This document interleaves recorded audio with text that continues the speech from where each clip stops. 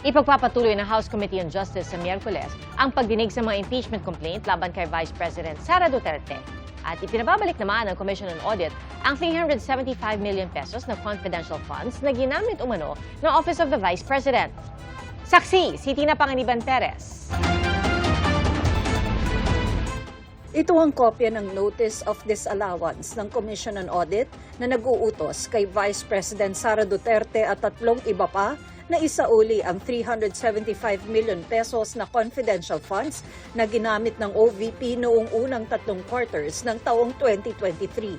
Base sa dokumentong ibinigay sa media ni House Justice Committee Member Representative Terry Ridon, ginamit ang pondo sa tatlong cash advances na tig 125 million pesos mula February 6, 2023 hanggang September 30, 2023.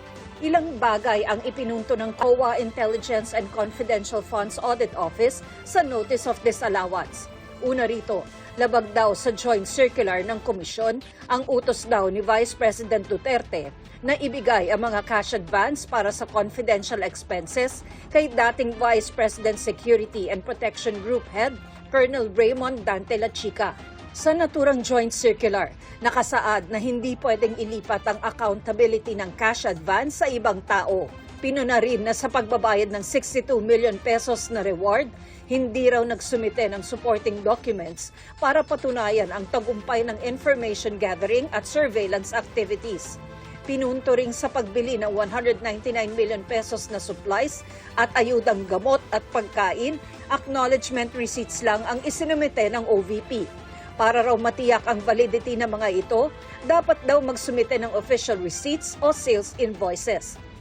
Bukod pa riyan, may dalawang disbursement din daw ng pondo na tig 150,000 pesos na nadiskubring ginamit para raw i-reimburse ang pondong nagastos bago raw nag-grant ang cash advance noong July 2023, bagay na bawal sa alituntunin ng COA.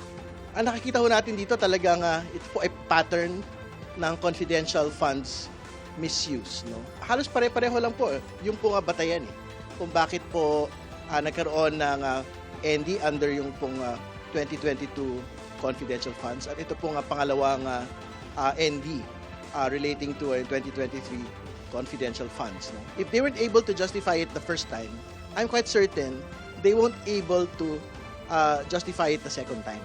Hindi ba? Kasi pareho lang naman ho yung batayan nung pong binabanggit noon. It supports the allegation of misuse of confidential fund, at least in as far as the Commission on Audit is concerned. Ang position ng COA still is the rules under the Joint Circular number 2015-01 was violated as well. And I believe that these are significant, at least for the purpose of determination of probable cause. Pwede pang iapela ng Office of the Vice President ang Notice of Disallowance ng COA sa 375 million peso confidential funds. Pero ayon sa House Committee on Justice, pwede na itong maging basehan sa pagdesisyon ng komite kung may probable cause o wala laban sa bise. Sa susunod na hearing sa Miyerkules, umano'y unexplained wealth ng bise ang tatalakayin. Kasama sa mga sinabina ay ang Office of the Ombudsman, Anti-Money Laundering Council, dating Senator Antonio Trillanes IV, Securities and Exchange Commission at Bureau of Internal Revenue. Pending pa sa Quezon City Regional Trial Court ang petisyon ng asawa ni VP Duterte na si Attorney Manasseh Carpio para pigilan ang pagsusumite ng BIR ng kanilang income tax return sa komite. Since it has been submitted already during the last hearing, that was April 14, that is the reason why I said the issue of issuance of TRO is already moot and academic. Si Senate President Tito Soto naghahanda na para sa posibleng pag-transmit ng Articles of Impeachment sa Senado na uupong impeachment court. Pinag-aaralan na raw niya ang rules of court at ikinukumpara ito sa rules ng Senado. Inimbita niya ang ilang senador mula sa majority bloc sa isang hapunan kung saan napag-usapan ito. Hindi naman nagustuhan ni Soto ang pahayag ni dating presidential spokesperson Salvador Panelo na desidido na raw sina Soto, Senator Panfilo Lacson, Senator Risa Ontiveros at Senator Kiko Pangilinan na i-convict si Sara.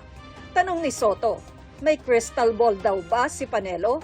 Tiniyak niyang mananatili silang impartial at hihintayin nila kung ano man ang ipipresenta sa Senate Impeachment Court. Ako si Tina Panganiban Perez, ang inyong saksi